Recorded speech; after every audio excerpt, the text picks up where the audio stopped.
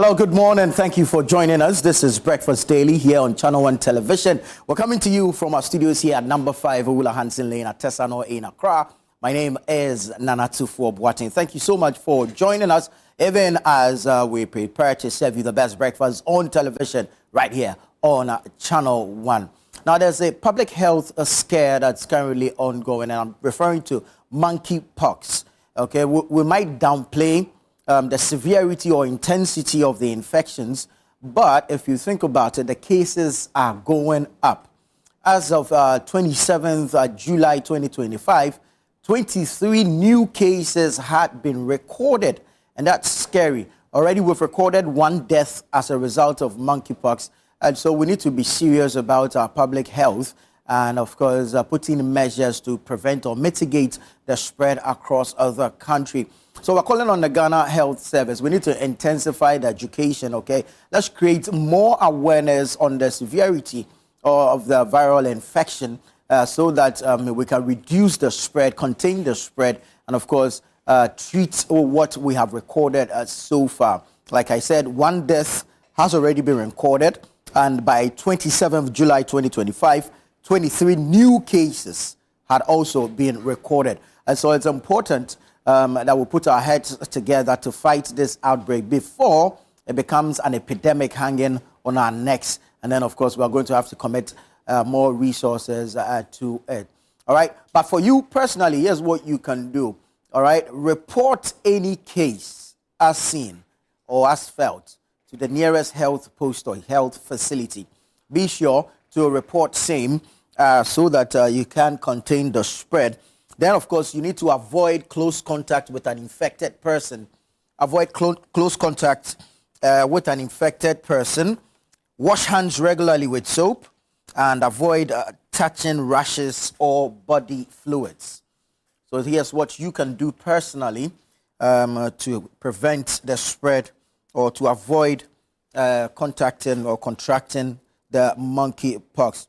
So 23 new cases reported, 257 confirmed cases with 1 death. And then, of course, some of the symptoms will include fever, rash, headache, muscle pain, and swollen lymph nodes. The monkeypox spreads through close contact, and so you need to report symptoms early at a health facility. But for the Ghana Health Service, we beg you, let's intensify preventive measures and strategies. Let's intensify the awareness creation. Let's intensify the education on monkeypox so we can help contain it, reduce the spread, and, of course, provide treatment for those who have been infected and are known. All right, thank you so much, Shalom. Let's tell you about the Literacy Challenge 2025, because today is Monday, the 4th of August, and the big announcement will be happening today. Who makes it into the top 50 for the second phase of the Literacy Challenge? You might just want to stay with us here on Breakfast Daily, as we'll be making that big announcement here on TV, as well as on 97.3 City FM. That big announcement is happening today, as you stay with us to find out if you, your ward, or child, or student made it into the second round of the competition. I'm talking about the top 50 contestants. Now, if your name pops up as one of the top 50 contestants, then, of course, you are sure to be sitting for that written aptitude test on Saturday, the 9th of August, 2025. The aptitude test will be at the British Council here in Accra. So that's for level 2 of the competition. We'll have a written aptitude test at the British Council here in Accra on Saturday, the 9th of August, 2025. And so stay with us here, Breakfast Daily, and, of course, 97.3 City FM for that big announcement where the top 50 contestants from across Ghana who will make it to the next round of the Literacy Challenge will take part in a written aptitude test. The test is happening on Saturday, the 9th of August, 2025 at the British Council here in Accra. We'd like to say thank you to Bell Moo as well as GB Assessment for sponsoring the Literacy Challenge 2025, which is brought to you by 97.3 City FM with support from Channel 1 TV. All right, now in the month of September, we're bringing you any and everything Ghanaian. And so if you are a local business, a small business, a startup, an indigenous innovator, okay, indigenous corporate body, and what have you, this is your one-stop shop, a golden opportunity to showcase your goods, your products, your service, and your innovations to the rest of the world. We'll assemble at the Efua Sutherland Children's Park here in Accra from the 6th to the 7th of September.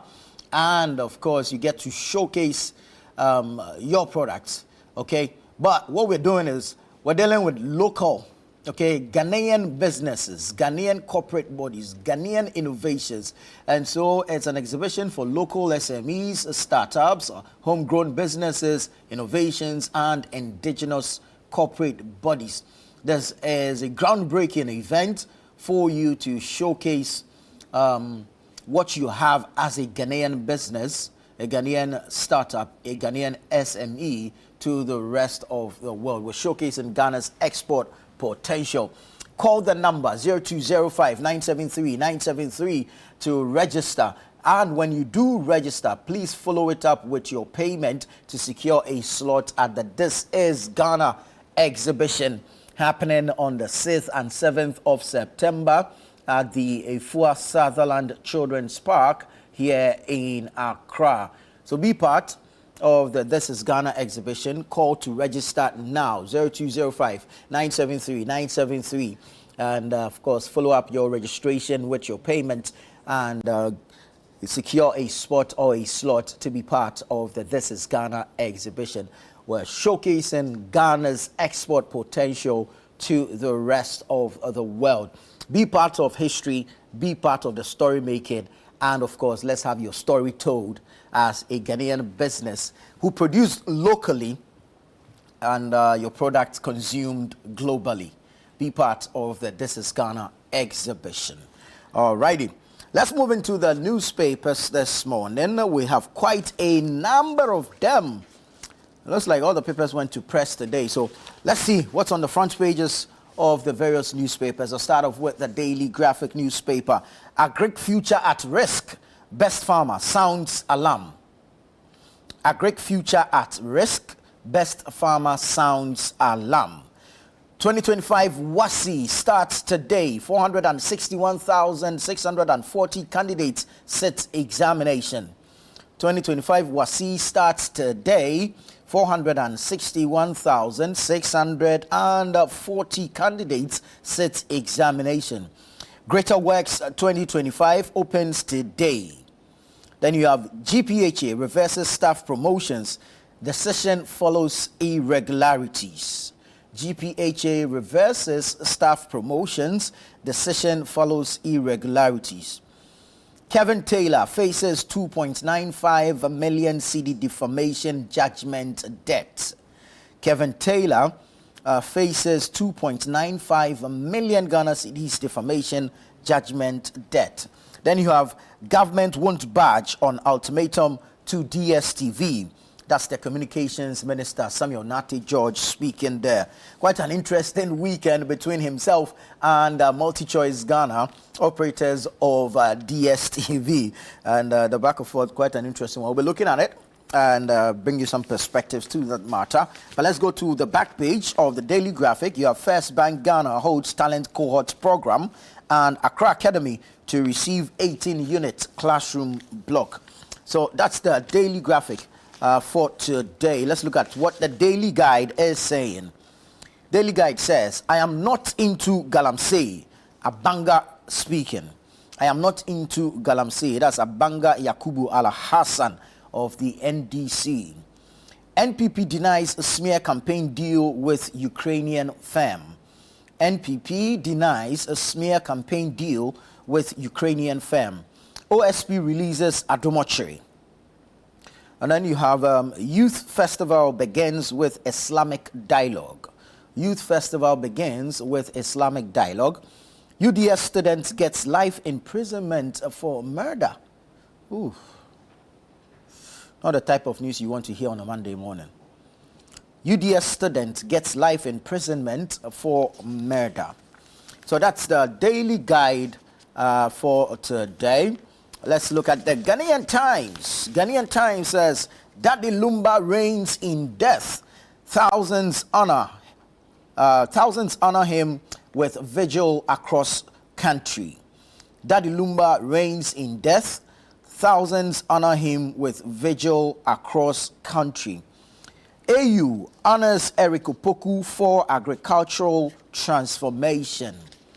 AU honors Eric Opoku for agricultural transformation. No plan to deport Nigerians. That's His Excellency, the President, John Dramani Mahama, speaking there. No plan to deport Nigerians. Then you have Kenya reposes confidence in Zoomlion waste management solutions. Kenya reposes confidence in Zoomlion waste management solutions. Front page of the Ghanaian Times, where you go to the back page. Interplast, a GIDA in a landmark partnership to revolutionize agriculture. Interplast and GIDA, that's the Ghana Irrigation Development Authority, GIDA, in landmark partnership to revolutionize agriculture. Then Amentia rekindle spirit of communal labor. Amentia residents rekindle spirit of communal labor. It's something we should all be engaging in. Let's bring back that spirit of communal labor, where we wake up on Saturdays to clean our communities and what have you. All right, I'll take you to the Herald newspaper. Herald says, Sam Okujeto, daughter, law firm, others sued for inheritance fraud. Half-brother alleges forgery and fake signatures in property grab. Sam Okujeto, daughter, law firm, others sued for inheritance fraud. Half-brother alleges forgery and fake signatures in property grab. Zoomlion's waste management model attracts Kenyan interest. Zoomlion's waste management model attracts Kenyan interest. Mahama convenes Africa Summit in Accra tomorrow. Mahama convenes Africa Summit in Accra tomorrow. Confusion surrounds fatal shooting at NPP chairman's Techiman residence. This came up over the weekend, quite a disturbing one. We understand a brother of the Bono, is it the Bono regional chairman?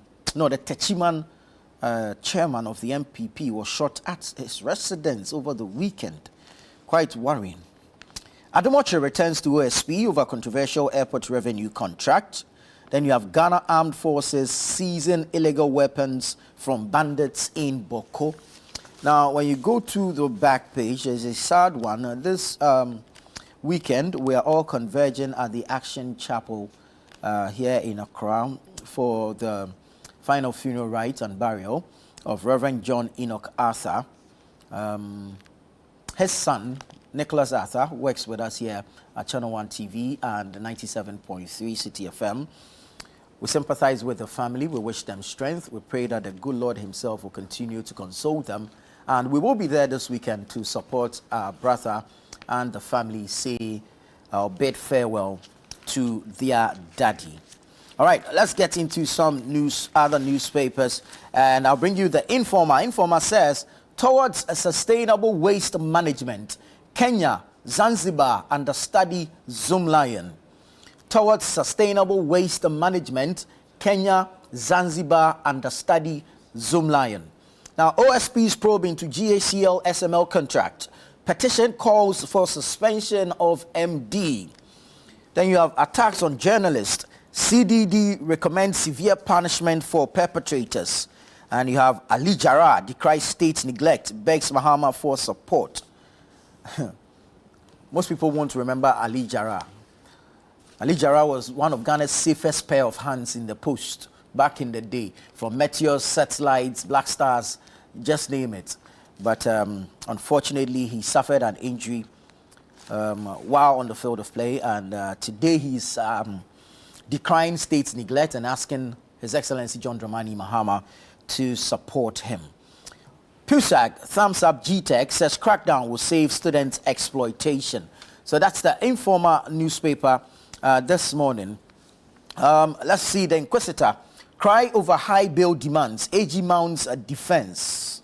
Then you have Shami Market women praise MCE. KMA boss hails Minerals Commission's Ashanti Region Office project. And NutriFoods recalls Tasty Tom enriched tomato mix over bloating concerns.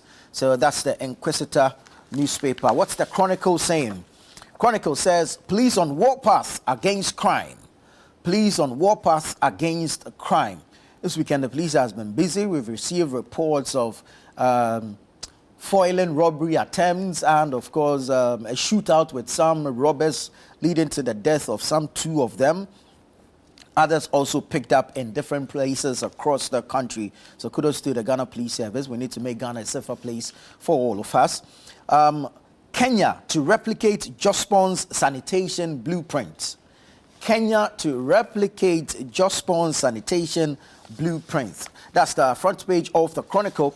You got sports stories on the back page.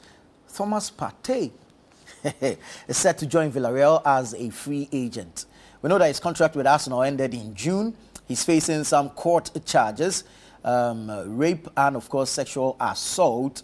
But, the desire to still play in Champions League football will inform his decision to join Villarreal in the Spanish La Liga. And so Thomas Partey is set to join Villarreal as a free agent. Chelsea signed Ajax defender Hato for £37 million.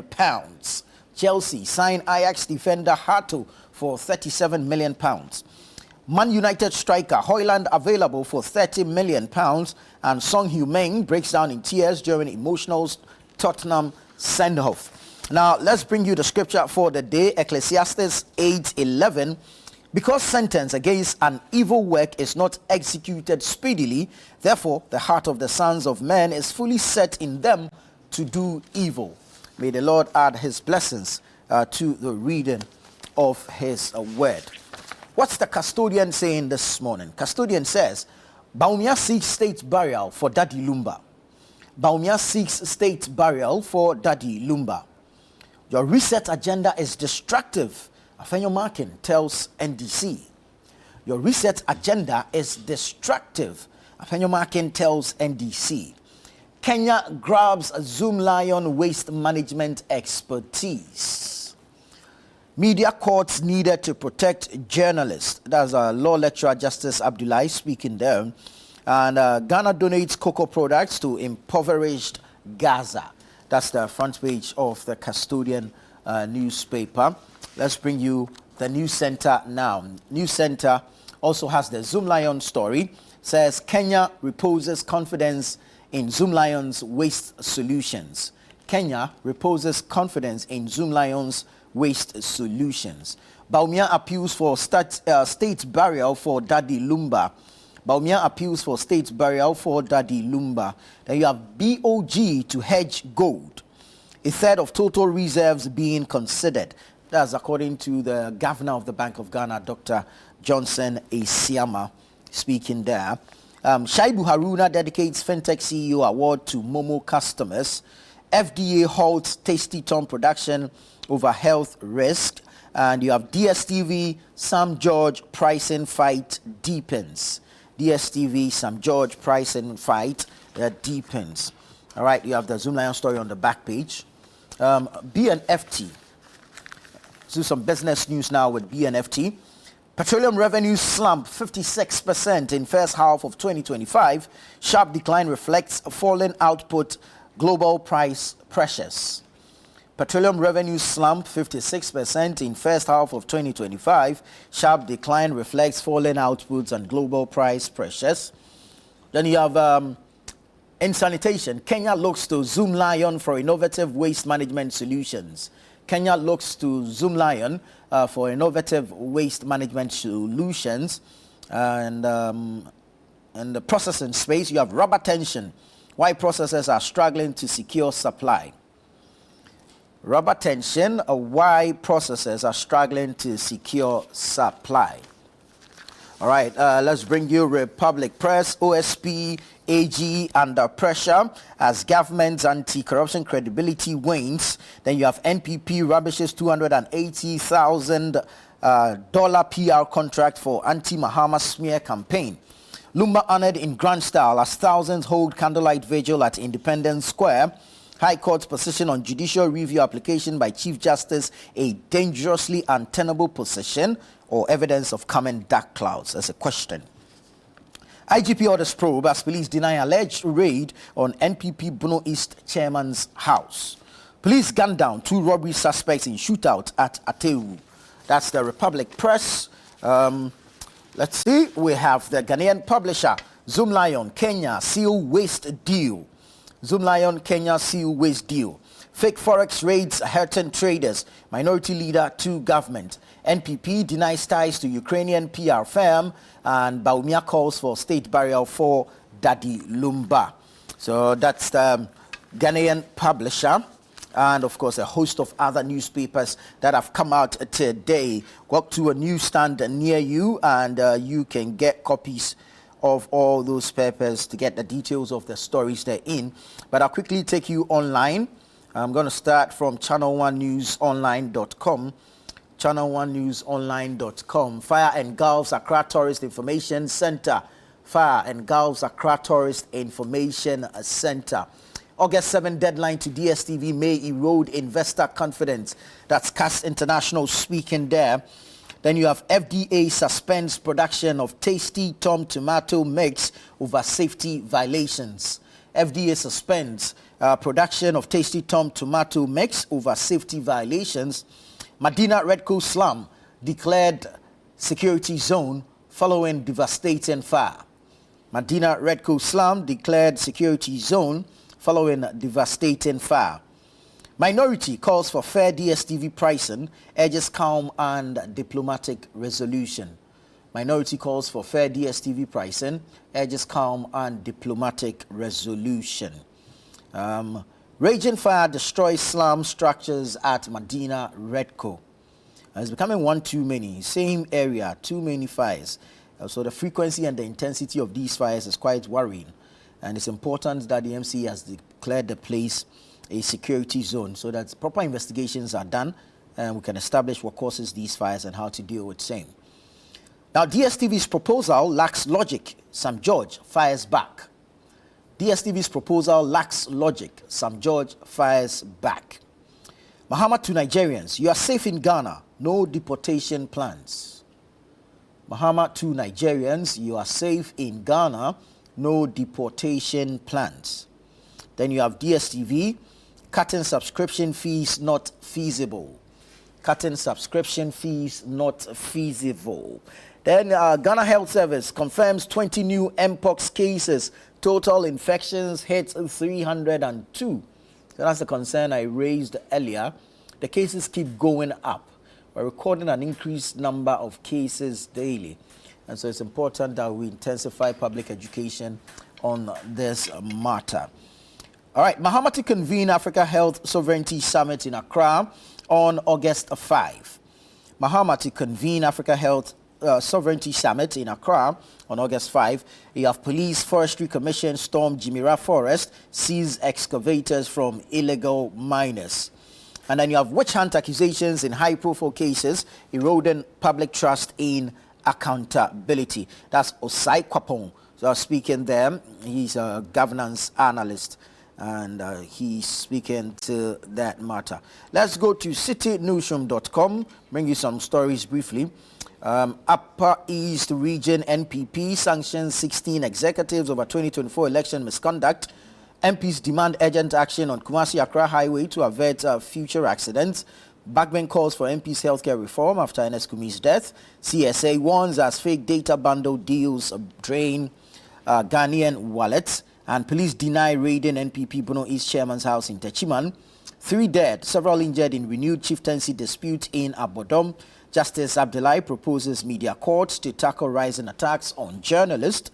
Galamsey activities threaten Atuabo pipeline. Ghana Gas warns. Attacks on journalists premeditated. Serious action needed. That's the GJA speaking there. So go to citynewsroom.com, go to channel1newsonline.com. You can get details of these stories. But grab the news on the go. How are you going to do that? Download the Channel 1 News app from the Google Play Store and literally walk the news. Quite easy, user-friendly interface, and of course, easy to download and to navigate. That's the Channel 1 News app. Download it from the Google Play Store and carry the news along with you. Alrighty, this is Breakfast Daily here on Channel 1 Television. Stay with us. We'll be right back with the news review segment.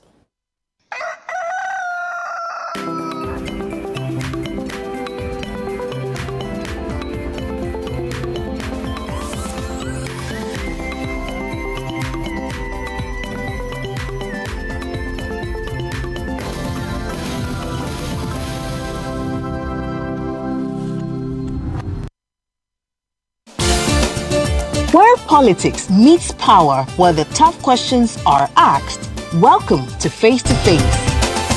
Every Tuesday at 9 p.m., join Umaru Sanda Amadou as he takes you face to face with the key players shaping the future of our nation. I lost over $10 million at the trade fair.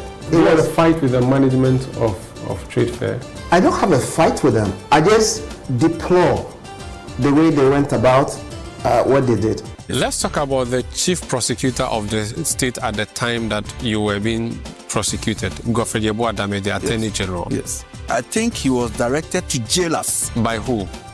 By the system. Boko has been a failure for your government, though. Can't be a failure.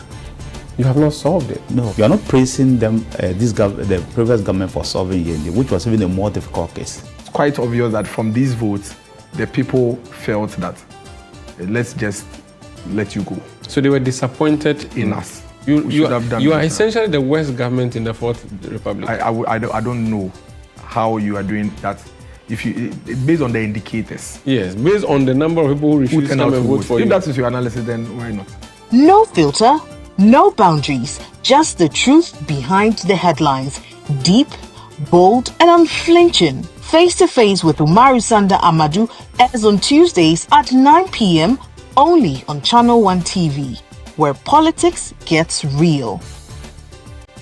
The entries have been received and the marking has begun. Who makes it to the next round of the Literacy Challenge 2025? Randomly selected entries will be read on 97.3 City FM on Brunch in the City and the Traffic Avenue, and on Breakfast Daily on Channel 1 TV. Stay tuned to 97.3 City FM and Channel 1 TV to find out who makes it to level 2 of the Literacy Challenge on Monday, 4th August 2025. Level 2 Aptitude Test. The top 50 contestants from across Ghana to make it to the next round shall take part in a written aptitude test on Saturday, 9th August 2025 at 12 noon at the British Council, Accra. Grand finale. The top 10 contestants chosen from level 2 shall compete for the grand prize of 10,000 Ghana cedis in a classic quiz competition on Friday, 15th August 2025. The Literacy Challenge 2025 is powered by City FM, supported by Channel 1 TV, and sponsored by Belmu and GB Assessment.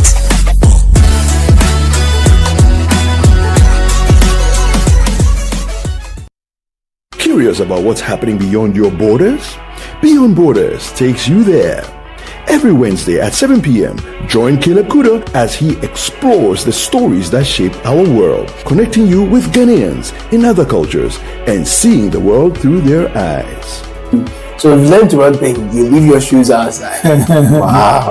Tuesday, yeah. You know, I won't go to Ghana dressed in a Lacoste. As director of operations. From international politics to the human stories that define nations, Beyond Borders brings you a fresh perspective of Ghanaians around the world, one conversation at a time. Beyond Borders with Caleb Kuda airs Wednesdays at 7 p.m. only on Channel 1 TV.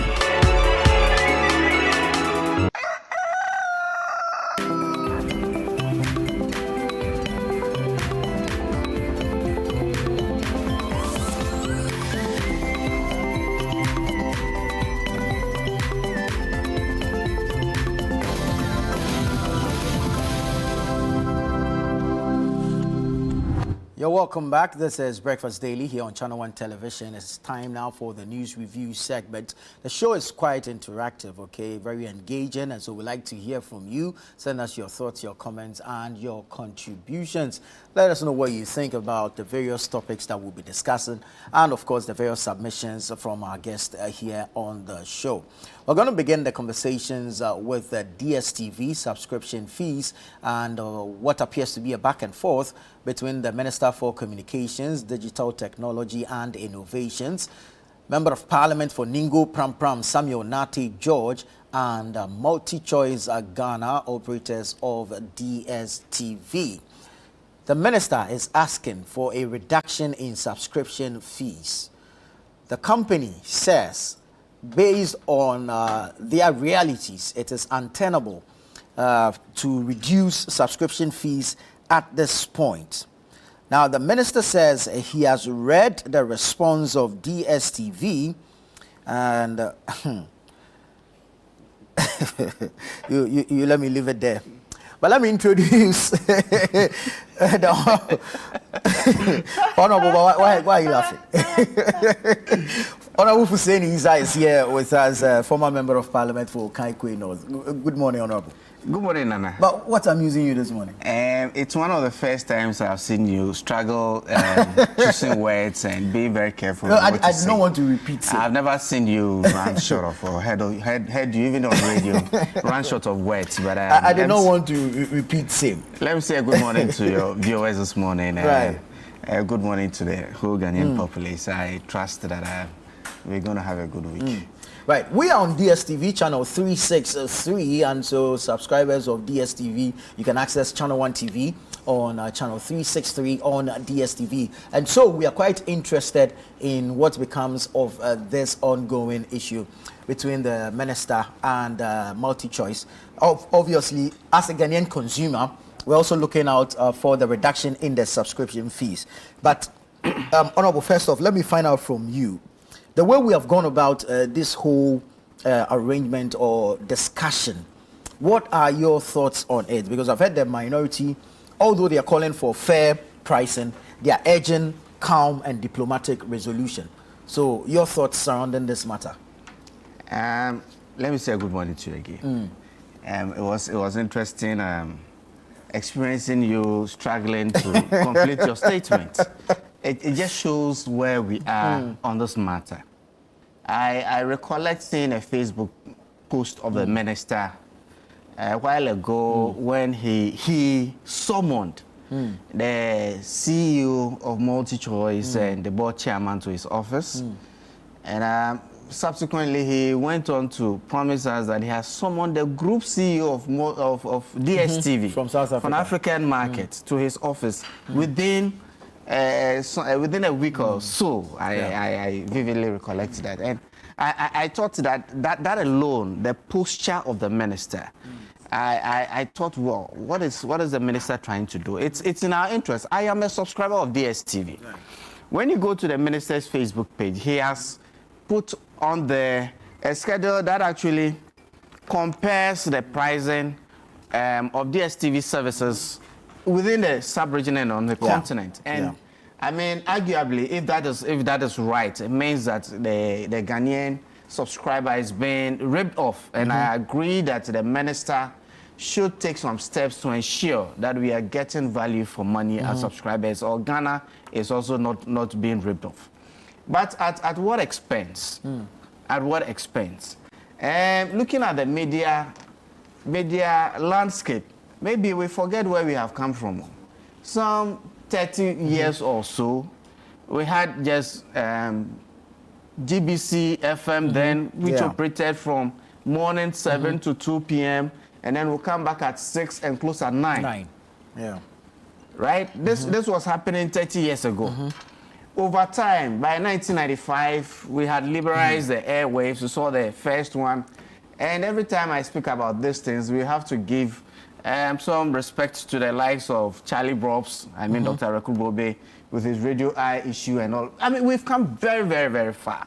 To the extent that today, we have this very diverse media landscape that is also supporting our democracy. That's how come this morning I can leave my home, come and sit on a set like this one, and also profess my opinions on national issues. And so we shouldn't take these things for granted. Along the lines, private initiatives have been very, very significant. Without the private sector, we wouldn't have been able to come this far. Because the hundreds of television stations, the hundreds of radio stations are all private initiatives. And without those initiatives, we wouldn't be having those media landscapes. So sometimes we should be able to find a very good mix. How did we get here? In the attempt of the minister summoning the Ghana management, the Africa management, and all of that. I mean, it's in the interest of the Ghanaian populace. So I find nothing wrong. But you see, what I need to call for is school heads. Right.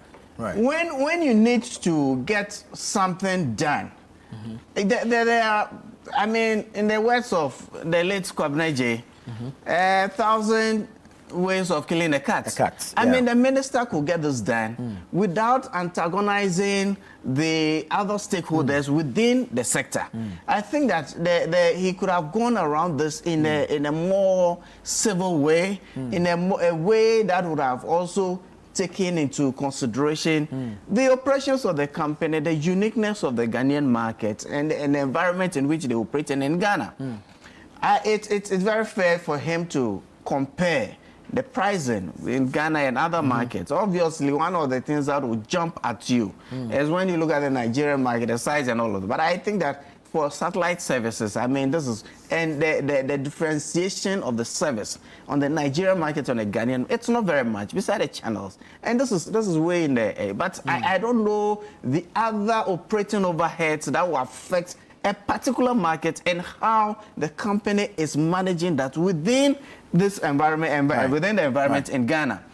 The minister has taken a posture, and that is what is creating the problem. And for a multinational company like DStv, it has to be a win-win situation.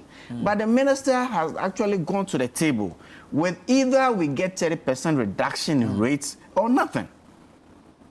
But you don't think he should take a tough stance in a matter like this? I mean, it's fine. It's fine for him, and he should actually take a tough stance.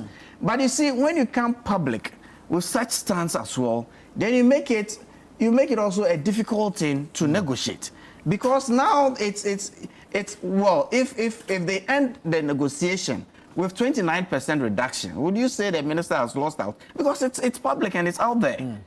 If they end up with 29, would you say DStv has lost out? And is DStv going to look for other ways to generate the revenue that they are foregoing for reducing the rates? These are all things that, I mean, the minorities issued a statement. And I am totally in sync with that statement. That look, let school heads come to the table. Let us go to the table with a win-win situation. Let's also consider what the other stakeholders have to give, and what we also have to give, and what we have to gain, and what they also have to gain. It's the only way by which we could make some progress from this point. Are we saying that by Wednesday, if there is no resolution, or if DStv or MultiChoice has not agreed to reduce rates by 30%, as the minister is insisting, are we saying that the NCA will go ahead per the directive of the minister to suspend the license of DStv? Are we saying that we could get to that point in 2 days? But that's what the minister said. Oh, Nana, you see, my interest in DStv personally is watching football. And the charity cup is on Sunday. And I don't even want to be put in a situation. So if I want to resolve my problem, you know how I'm going to do this? I'm going to call somebody out there, get him to maybe help me subscribe to the same service from Nigeria. And it's so much on the market these days. DStv itself recognizes. So if you monitor what's happening in social media, they have actually taken steps. For those who have stopped subscribing to their services, they are going back and engaging them. And intermittently, they try to bring in some offers So you say, okay, subscribe to Compact Plus, I'm going to upgrade you for a month or so. These are all things that the company is doing. I'm not holding brief for the company because when I see the comparative rates, it jumps at me with the impression that we are being ripped off, and we've been ripped off for too long. Yeah. You see, this thing of DStv did not start today. I recollect maybe around 2008, 2009, 2010, there was a competitor, but that competitor had won rights to the EPL, I recollect, at the time. And immediately, the subscription of DStv in Ghana dipped. Unfortunately, that company did not survive. It went. Of course, you'd be muscled out of the competition. It came and went out within a very short time. Could we say that because of the rates, or they didn't have a sustainable business model that actually pushed them out? Is that what DStv or MultiChoice is guarding against? So we should put all of this in perspective. Let's look at the historical issues, where what happened in the past and how we've gotten here. I think that the minister should actually tone down. That's what I think. I think he should employ more diplomatic ways in resolving this issue. Look, he's made very cogent points. The dollar itself is depreciated against the cedi over the last couple of months. That's true. Inflation is coming down. I don't know the relationship of DStv rates to inflation, because I'm not too sure if subscription to DStv is included in the basket of goods that determines the inflation rate at any point in time. I'm not too sure whether DStv is in there. And because for a lot of Ghanaians, I think probably us in the urban areas have issues. But I mean, you go to a rural place, I'm sure one DStv subscription in a communal place will suffice for people who want to watch necessarily football. We'll get the opportunity to watch. I think that what we need to do in this area is to call the stakeholders. But you see, then again, one other thing I need to mention is that, look, I would have loved the minister engaging DStv and Multi within a certain framework. Okay. Within a certain framework. Because what is our consumer protection laws? What are they saying? And where can we situate the situation in there? What is our competition law saying? Not too long ago, I remember when Honorable Esla Owusu-Ekufu was at the ministry. There was a time when they had to do something because one of the mobile telephony companies was actually so dominant in the market. Their prices was going to determine what others will also charge. So they had to come in with some anti-competition law, protection to the other companies, just to ensure that the sector remains competitive enough to accommodate other players. It included the issue of licenses on, I think, the 5G network and all of that. All of that was taken into consideration. I will be happy if the minister, Honorable Sam George, is able to situate this within that framework. That gives him some level of support as well to ensure that he's able to push these rates down. Much as it's in our interest, there's also the flip side. If you're fighting DStv publicly like this, I don't see how another company is going to find this environment friendly enough to bring in their investment to ensure that we have other services. And it would not be limited to just TV subscriptions. You never know what other investors are doing and how they're going to view this, and how this is going to even affect ultimately the business environment within Ghana and our attraction of foreign direct investments. Given what the US is doing now, it is not a time for us to also be putting barriers into investors coming in this environment. I think that we have tried and we have operated a free market system. Albeit, yes, even in a free market system, as we have done, there has to be some checks and balances. But if we bring the discussion or the argument in public like this from its initiation, then it's difficult.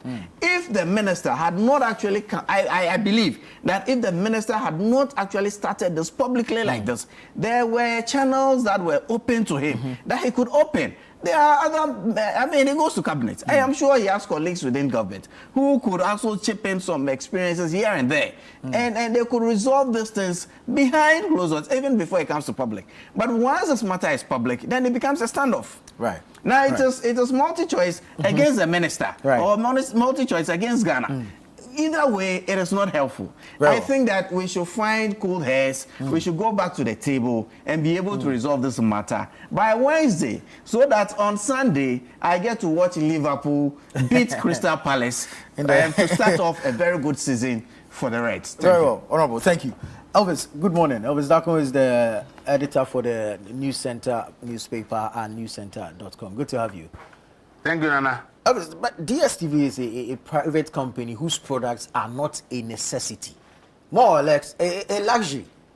So why is the government trying to, step in the pricing, especially in a free market as we have it? And then also, I need you to touch on what the minister says is the proposal by DStv to be allowed to charge the fees they are charging now, but not repatriate their profits to their headquarters outside of Ghana. Thank you. See, I always will support businesses because see, I've always said that government cannot employ a lot of people. Government can only employ a few people, and it's private business that employs a lot of people. If we want people to get jobs and the country to move in the right direction. When private people employ, they reduce the pressure on government.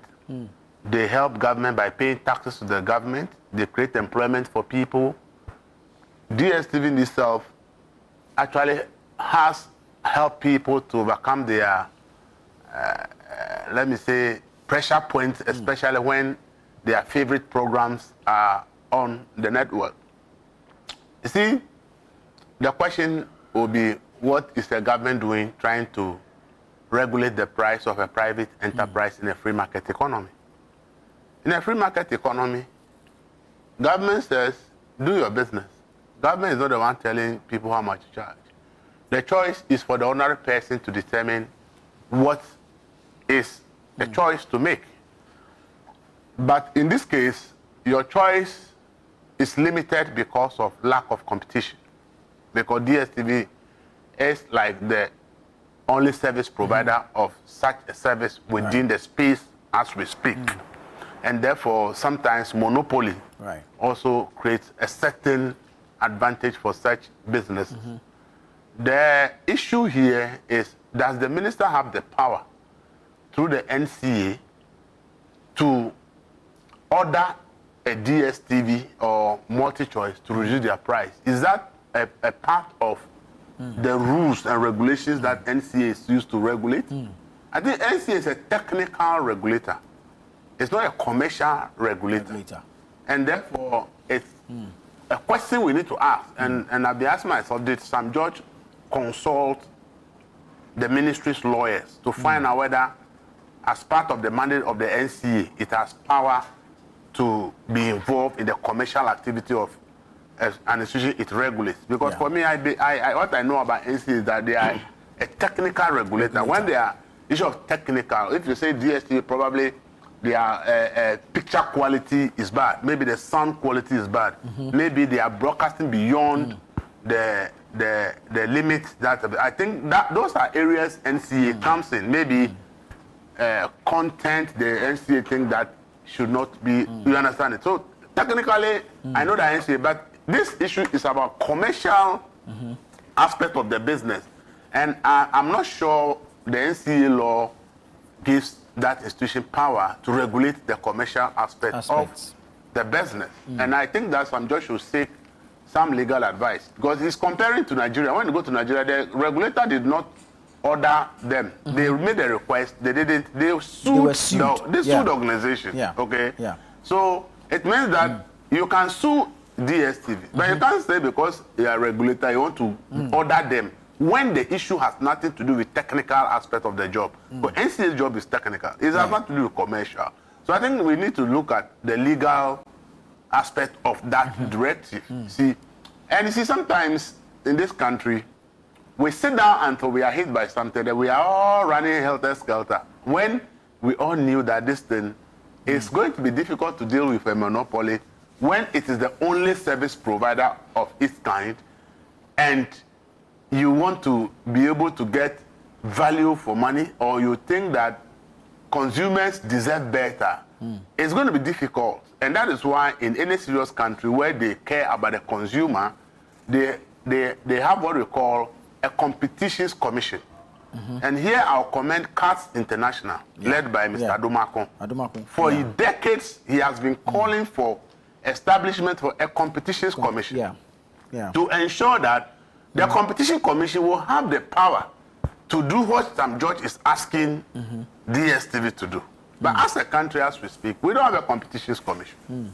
So if there are avenues for us to be able to do some of these things, it's all about creating a body that will make sure that ordinary consumers in Ghana, in everything that is happening, there's a body that is making sure that institutions do not take the people for granted. Okay, do not shortchange the people. And we have failed to set up such organization. We will not listen to the call of CSOs who are asking us to do this. And then now, a body that is supposed to be regulating technical aspect of a job is issuing this directive. So I think that this issue, we have been more emotional about it, because for subscribers, we will be happy to get some small change. That's the point. But I see, and you go on social media, everybody, the subscribers are all emotional. I say, the minister does not even need to involve in this at this point, because his ministers have said, I don't think that they have the legal backing to do that. Secondly, once you are urging the minister to do this, you, the subscriber, you are not willing to say, I want to use my consumer power to get what I want. You understand it? As Honorable said, he doesn't want to miss the match. So even if he doesn't get it from Ghana, he will use the Nigerian network. The question is, why can't consumers also say, look, DStv, multi-choice, we think you are not treating us well. We don't need a minister to do this. All of us are subscribers. For this month, we will just not subscribe to the service. If we don't subscribe and you see the drop in revenue, probably you will listen to our call. So I think that sometimes Ghanaians don't understand that they have the power to push private enterprise in certain directions. So we all always think that government is the one who might do it on our behalf. And this also sends a message to the government, the public, is that we have not educated our people to understand consumerism and the power consumers can use to force institutions that they think are not treating them well to do the right thing. And I think it's time we all understand that, look, DStv is providing a service. They are in existence because people subscribe to their service. If people decide that, look, you have been issuing press statement increasing price, and one of the key things you always mention is the fall of the cedi. And we believe that even if it is one day that the cedi has gone up by this value and we need to enjoy that benefit we want in one day, give it to us. If you don't give it to us, when subscription terminates, we will just forget about all the joy we are getting from DStv. In fact, maybe we will subscribe and go and buy data from the telcos and go to YouTube and other online channels, and even pay $5 or $10 for a month for another service abroad that offers similar or even better content than yours, to let you know that we are not satisfied with what you have. You see, people will tell you, DStv, they always repeat old content, and I said, why are you still there? It's the football. You know, they are the only option. You understand it? But I can tell you, there are so many online platforms that offer even superior content. If you want to make use of that service, you maybe pay less in a month to get it and use. But the point is, probably if you subscribe to that, maybe it's only on your phone. So when you are not home, your children may not be able to access this and all that. So you see, let's also understand the power we have as consumers, that if we think that an organization is not treating us well, we can just use a consumer position to say, for the next 1 month, all of us who subscribe to DStv or whatever it is, we are willing to forgo all the joy we are getting for watching this thing, and then let the company understand that they are only in existence because we are subscribing. True. And therefore, if we think that we deserve something, they are not giving it to us, we want to send a signal. So I think that consumerism will rather force DStv to do the right thing more than using political power, because as I said, for now, I don't see any legal backing for what Sam George is doing, because for NC as a technical regulator, it's not about commercial regulator. Because if what, and those who are so happy about what Sam George is doing, instead of negotiating and then we will say that the trade minister should go to every company and tell them how much they should sell their product. Okay? Because the trade minister is in charge of trade. So you should be able to tell companies, this is how much I see you have to sell it. We are not in control price regime. No. So then when we choose an open market economy, we need to let people also understand the advantages and the disadvantages of an open market economy. It's like we choose these things because of political decisions. We are a democracy, so we want to use open market. But the people of the country do not really have a good understanding of the pros and cons of an open market economy. And therefore, at a point, you get confused and want to have a control pricing system in an open market economy. You can negotiate. You can tell the people, we think this, that. Like, and I think some judges well by having that kind of negotiation with the telcos. And now, if you pay on the data, almost similar, the data at least is gone up by a certain percentage. I think negotiation is more than, and at that place, so he's technical, but he's technical as a minister. I can talk to these people and see whether they can do something for consumers. Something has been done. So I think that we should look at it holistically. Legally, does the ministry have the power to do that? I don't think so. Two, do we have a competitions commission as a country? No. We do not have. Thirdly, are consumers using their power to actually send a message to DStv? I don't think that the Ghanaian consumer is using its power to send a message to DStv. And I think that these are things we have to explore instead of being emotional, and we are all urging some judge on, because if the reduction comes, we all will get some small the ultimate beneficiary is the subscriber. So, but I think that if we want the country to progress, we all just have to be realistic. Let's also understand that despite everything, DStv also employs people in this country. They pay taxes to the state. They have brought a service that we do not have in this country. And the question is, how is that only DStv have that service? It's very expensive to run such a service anywhere in the world, satellite television, and provide that kind of content. If you look at all the media space opening up and the local television station and everything, if it is not that expensive, I believe there will be multiple networks in Ghana offering that service. But we know, and you are here, you know that even satellite communication for Channel 1 to be on DStv, if the commercial people are to come and sit there and tell Ghanaians how much they pay a month for satellite connection for them to watch Channel 1 on DStv, people will say, hey, then the company, where are they getting the money from? Because they have to pay these huge sums of dollars every month just for us to tune into the station on DStv and watch it. And we are watching it free of charge. We are not paid to watch Channel 1 on DStv. The money you be paid to DStv, some doesn't come to Channel 1. No. It goes to DStv. And Channel 1 to find money to pay for its own satellite connection to be able to appear on DStv. And I think that let's begin to let people understand that these things are pros and cons, and we should find a fine way of dealing with it rather than making it confrontational. As Honorable says, this confrontational way of doing things, it has a negative impact on investor confidence, okay? Because this is an investment somebody has brought into the country. And depending upon the way you are dealing with the people, if investors say, why it's like this, minister or administration or the country is being confrontational with private business, people will be scared to bring in their money. Probably, maybe even there may be a company that wants to come to Ghana with a similar service. But if they see the way things are going with the existing company, they may say, what if I also go invest my money and tomorrow the same thing is being done to me? How will I feel? Do you understand? I think the minister, if I would suggest, is that if there's a way, he can rather lobby a competitor to also come to the market and give DStv competition.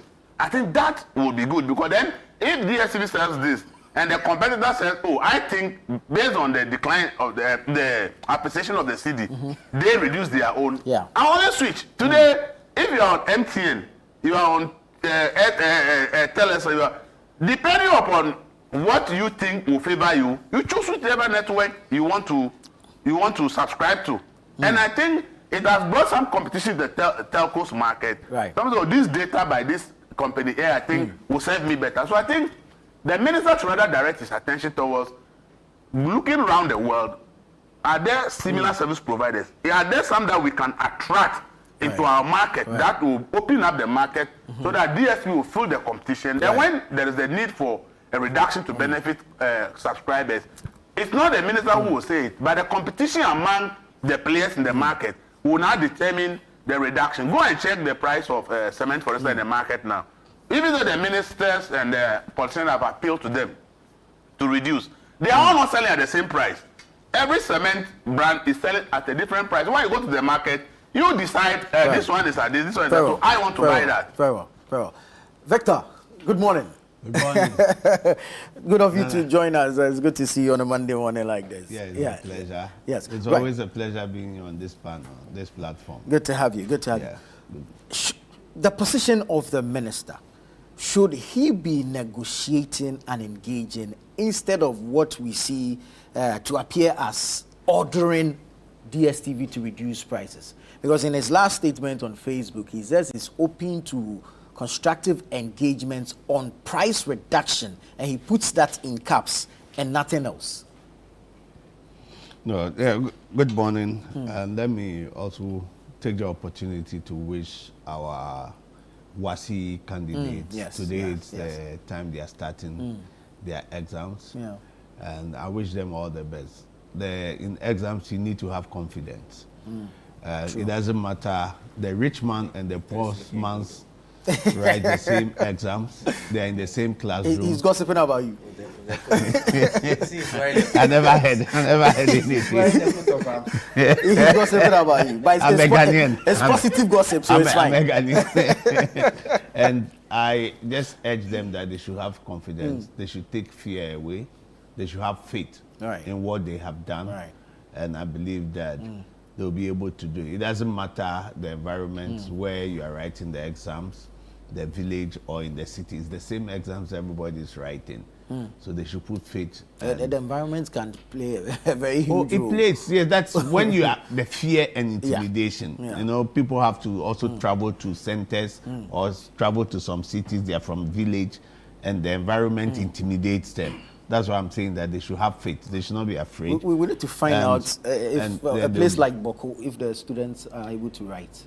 Yes, my understanding is that GS was trying to put in some mechanism for them so that they will have some armed protection and the rest. This is where we have descended to. And at least it's sad. They should see that, is that what we want our children to go through? But I think whilst they are educated, they achieve education, they will give back to society. So they should think in that light. Now, in the responding to the DStv, yes, I think that the minister got into this matter, and it is a delicate balance between regulation and what he's asking for compliance. You know, I'm sure that he got involved in this matter because of the regulations and by NCA, what they have to do. But the pricing issue is more about demand and supply. Yeah. It's about demand and supply. And I think that people should have the benefit of the economy we are enjoying, the dollar coming down. So if the reasons you were given for price increases every time was due to the economy, the price and the rest, I think what Ghanaians expect, the citizens expect, it is fair pricing. Exactly. Nobody is saying that do undercutting or a price that will be sold that you will lose your business. Like my colleague said, Ghanaians are employed, they pay taxes. But I think the reason why people are urging the minister to come in is that we have come to believe, and possibly those are some of the issues that when you use political influence and you are able to engage, you get results. than yes. By saying being customers, we decide that okay, we will boycott, we will not subscribe to you. That would also force the hands of DStv. True. I'm not sure that we have lost that spirit. King Kobina Bonny in 1948, when they did the riot to boycott foreign products and the rest, I'm sure that spirit is with us. But we've come of age to extend that that's not what we want to brazenly or blatantly do that. You know, DStv, most people will watch because of the football and the international news that platforms that they will want to listen. But I think that our people have also, like Channel 1, other, your sister TV stations, have also come up very, that people normally will even want to enjoy this than what DStv will give us as content. So that is where they should also be looking at. I can't say, I don't think I should have been saying this, but for some time, I don't even have the time to watch DStv. So they call me, oh, you haven't paid. Is there anything wrong? For the next 6 months, we haven't seen you. So I don't even have time to watch. So I don't see the need why I should even be paying. And yes, it is not all the citizens that want, but I think for the benefit of society, for the entertainment, for education, I think that we are just appealing to them, engaging them that, look, if you compare the comparative analysis that was made in all our neighboring countries and the rest, the price is down. Why is it that it's only Ghana? And we think that we are not being treated fairly. That is a legitimate point that citizens are making to DStv. And I think that they should also look at it, that when people start not to patronize them, then it starts to affect all them. I think they should do the balancing act. But I asked the minister, yes, you know, the minister, a lot of people, the way his style, let me say his style of communicating, his style of doing things, you know, sometimes would suggest that it's much of exuberance and being overzealous. I'm not saying that he is, but that is what it communicates, right? So I think that, yes, he's very strong. When he has a forceful position, he makes it forcefully. He's very forceful in, you know, venting or airing his opinion, what he thinks, strongly convinced about. So people may see it in that light that he's being brazen, but I don't think, he says, yes, he will engage them. Once he engages them, he wants to be persuaded. I see him as such a person that he always wants to be persuaded when he has a view. And you also have a view. He wants to If you give me an ultimatum, how does that help with the negotiations? You've given me an August 7 deadline and directed NCA to suspend my license. Is he even empowered to do so? Does he have the legal backing to do so? That's why I'm saying that it is, you see, there's a thin line between the regulation and the pricing. Right? I'm sure that he's been anchored on the laws as to a regulator, what a regulator can do within the market. And you know, you don't want to have a fight with your regulator, because your regulator would always find some fault. And if your regulator wants to give you trouble, you know, yes, you may have your way, but the regulator will always have his say. And this is not where we want to get to. So for me, I think that, yes, we expect that that is what he has said. But they should also be able to persuade him to see the challenges, the difficulties they have, the prices, the structure, maybe the cost, and what they have to do, you know.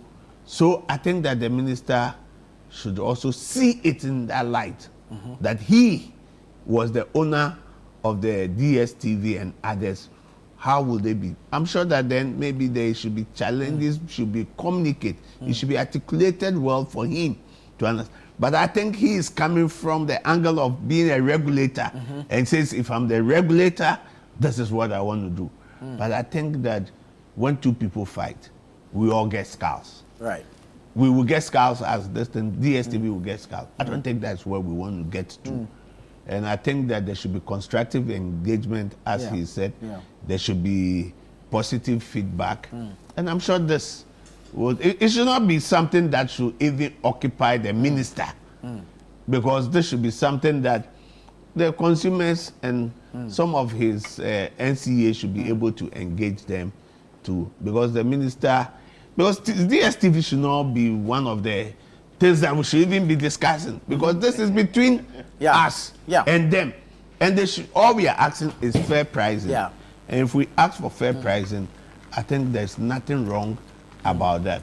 But the minister should lead the negotiations. The minister should facilitate the process so that at the end of the day, there's a mutual benefit for all of us. Could the negotiations have happened backdoor, and then when there's a final resolution, it's communicated to us? Exactly, that's what should have been. So for me, I would have seen that the minister, we don't know what had gone in until he came.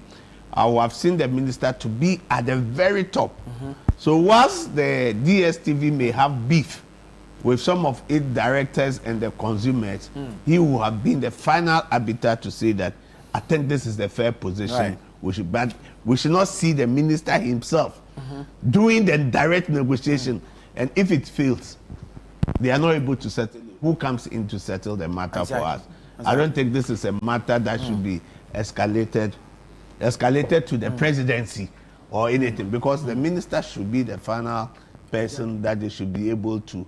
And I don't see this as something that would have a legal tussle among them. No. I don't think this is what Ghanaians want. All Ghanaians want is that fair pricing. We enjoy our football. And don't forget, football unites us. Oh, yes. When it comes to football, we throw away our political colors, right? Yeah, true. And one of the things I also say, which is sad, is that funerals, we unite. We throw away our political colors. We can come under this, but you see how all of us do. So we should allow things that unite us more. Let's go for it than the things that would divide us. I don't think it will augur well for us. We should have beef with DStv. And I'm sure the management of DStv is also listening. They should listen to the people.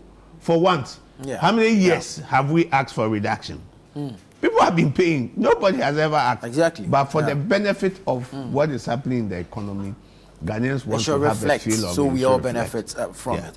All right, I'll take a few quick messages. Right. This one says, good morning. On a point of correction, in the case of public interest, public morality, and public policy, a regulator can sanction its members. Even the Consumer Protection Agency can sue. You see, that's where the difference can sue. But, okay, this is from Alexander Tenkran in Medina. Elvis, I am Francis from Bongo in the Upper East region. Whenever I see you as a panelist on the morning show, it makes me happy. Because I really like the way you talk. You always say things the way they are. Please, my favorite TV station, always make sure my man Elvis is part of every morning show. Thank you. Elvis. You're not going to work again. It's not a small campaign this guy is doing for you. All right, this one says, I think the price should be negotiated, but should not be the same as Nigeria, because the workers are paid more here than those in Nigeria. Okay, I don't know this for a fact, but that's what you say. Right. Oh no, you wanted to make a point. For example, the minister wants to protect pricing. What if the minister supports Channel 1 to get rights to the EPL? It would change the market dynamics. Indeed. Already you're doing it on radio. I mean, it's working perfect. If anybody in motion on a football day will listen, and it's just like you being watching the game, right? What I mean, the minister has options. Let him explore all those options. But to bring this to a stand of, like Victor is saying, the minister has escalated this to that level. And now, if that negotiations fail, where do we go to? Do we have to worry the president? Because the next stage is the presidency. And why do you occupy the presidency with satellite TV? If you have to go to him, then why then did he appoint you? Why? We have ministers who should be able to curtail some of these things. And our local terrain is changed so significantly, and we shouldn't take it for granted. Very well. Elvis, final thoughts on this matter briefly, and then we can move on to revenue assurance issues. No, as I've said, you see, let's focus our attention in the right direction. If the ministry or the government can say, look, we want to get an alternative in terms of a competitor to come to the market so that there will be competition, I think that will help. And nobody should also look... the minister, what the minister is doing is what Ghanaians want. Exactly. And as somebody who represents us, it's his responsibility to make our concerns known to institutions that operate under his ministry. And I think that making this point on behalf of the people of Ghana is not out of place. It's not out of place. Only that I think that we could have done it in a way that will not be as confrontational as it is. We should all look at it, and then as consumers, let's also know that the power to get corporates to respond to our needs also largely lies in our hands, because if this month DStv gets 20-30% drop, okay, in subscriptions, nobody will tell them that they need to do something. Unfortunately, if we continue to subscribe, they will not see reason to listen to us. And see, the reason I think the minister also needs to do this in a more friendly manner, if the word is right, is that, see, when we get to a point where more Ghanaians will prefer to get a Nigerian DStv and watch it in Ghana, as we always say, you are exporting employment to Nigeria. Right. You see, the money you are paying, instead of DStv going to Ghana and they will pay tax on it in Ghana, it will go into Nigeria account, and your money will be used to pay tax to the Nigerian government. So when sometimes we look at the side that favors us and we don't look at the other side, always we have problems. Because if I'm getting it from Nigeria and it is at Nigerian price, I'm okay. But you forget that they may lay off the Ghanaian workers here. Your money that you are paying is not going to the DStv in Ghana, it's going to Nigerian account. Exactly. So when they make profit and they have to pay taxes on the money they make, the taxes, which is your money, will now go to Nigerian government, not Ghana government. So I think that some of these issues, we should all have an open mind and look at the pros and cons and look at how well and how best we can do. And I think DStv also as a company also should also look at it that, look, yes, we all understand circumstances and business conditions in Ghana. But I think at this point, if we are using only the CD appreciating by over 40% within the past 6 months, I think that they owe it a duty. They are trying to do something, but I don't think that is smart enough to get Ghanaians to be happy with them. If DStv gives 10% reduction across board, I tell you, Ghanaians will hail them. But what they are doing rather is that if you are paying maybe 150 for a service, they say just add maybe 20 Ghana and then they upgrade you to the next level. The upgrade is also losing some money. So why don't you rather do a cross-board reduction, which the public is asking for? Probably maybe even the cost of doing the cross-board reduction, maybe less than the upgrades. But for business reasons, I don't know what they are. I've not seen their figures. But I don't know why they choose rather to upgrade people with just a little top-up. They think the upgrade is better than doing a cross-board. I tell you, with a cross-board 10% reduction, even more people will subscribe to DStv. But that upgrade they are doing, it's not going to get more people to come in. But now you are calling a subscriber to say that's an existing subscriber. That's the point. Not a new customer. It's announced that DStv has given 10% price reduction. Somebody who is not even a user is liable to, if DStv price has come down, then let me go subscribe. So psychologically, they should also look at it from that point. So that they make it in the numbers that will come. Exactly. Very well. Let's move on to other matters. Revenue assurance contract, Paul Adomotri, released by OSP. But concerns have been raised. Are we weaponizing bail conditions in this country? Council, I'll start with you. Yes. It is unfortunate that we are seeing that or believing that the processes or what the law stipulates to be done is being seen as something that is being used against opponents. You see, let the truth be told, that everybody knows that Paul was a critic, and he's criticized the NDC government. Yeah. But that does not take away the fact that at the end of your service, every public service you do, there is time for accountability. True. You need to render account of your stewardship. And I think that it is not any frivolous issues that are being taken by very serious-minded people who are to investigate. You know, people make allegations. And whilst you go through the process, it still remains an allegation. So it is not a fact, or to come and say hard facts that you have done ABCD. They are looking into it to ascertain. Yeah. To ascertain that what you've done or you've not done. Now, the issue why Paul has been maybe summoned by the investigators were to see as to the revenue assurances. Contract, yeah. It is not really about the contract. Really? I'm telling you. It's not really about the revenue assurances that was done. It deals with procurement issues, procurement irregularities. Those are issues that had come up, right?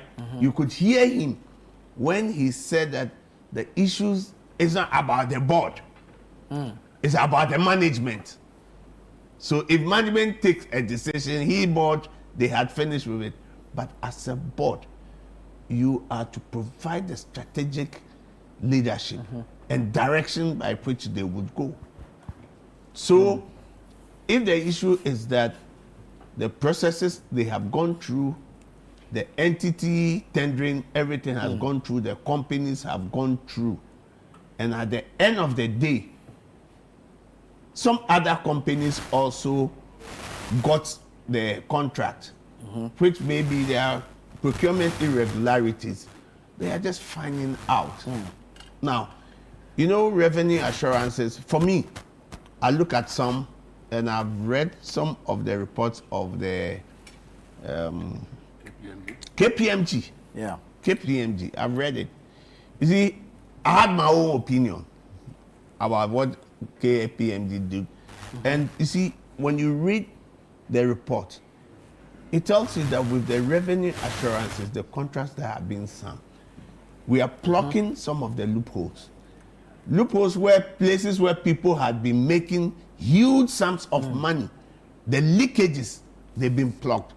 And you know, in everything about revenue assurances, there's a cartel, there's a cabal who enjoys the spoils. Yeah. Right?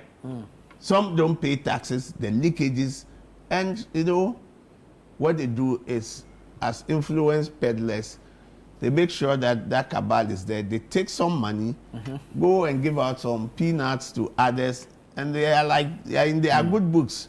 But when you go in, you realize that these guys are saboteurs. So when it comes to revenue assurances, I'm all for it. But it is the processes which leads to that. And when you look at it, it is about the procurement issues. When you go to DRA, they will tell you the system was good. It plugs a lot of the loopholes, but the way it was done, the way the companies involved got the contracts, you know, so it is an issue like, you know, with politics. Let me know mine's words. You know, it is like we are smelling that, oh, maybe there's somebody behind, right? The true owners maybe may be behind the company, maybe political opponents, or maybe somebody who is linked, so that at the end of the day, money is coming to him, and it's like, let's clip their wings.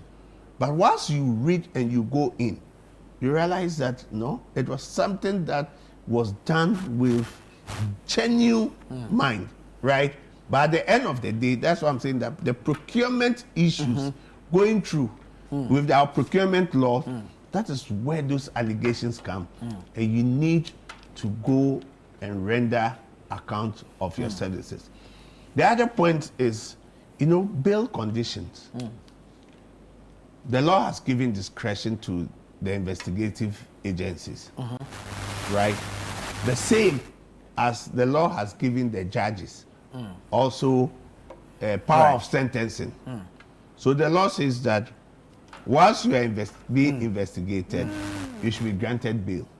Council, I see you are entering your space now. Hold on for me. We'll take a break here. When we come back, you give us the education on bail conditions, and then we can proceed on this matter. This is Breakfast Daily here on Channel 1 Television. Stay with us. We'll be right back.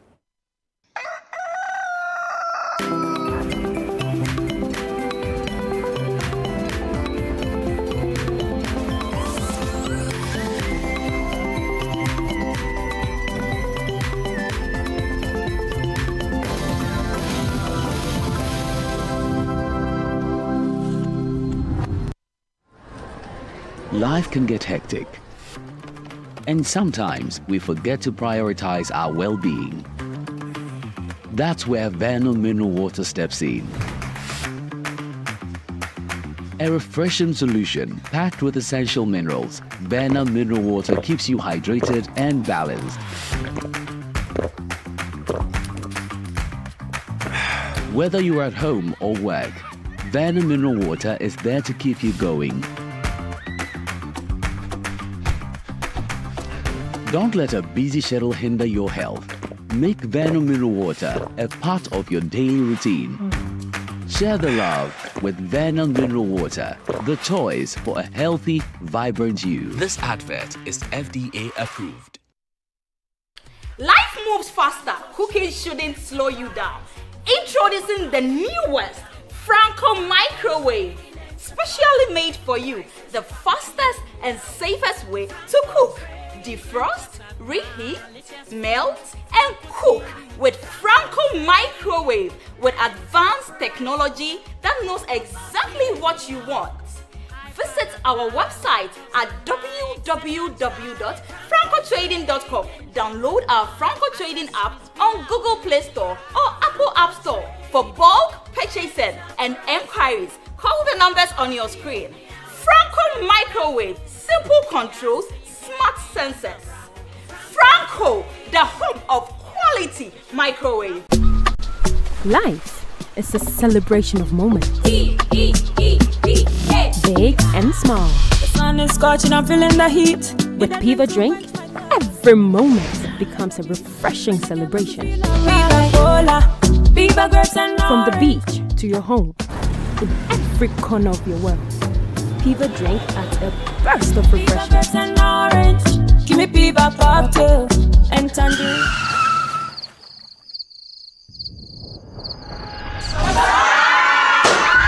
Celebrate every moment with Piva Drink. Refreshment for every occasion. Piva Drink, a taste you will love. P for Piva. This advert is FDA approved.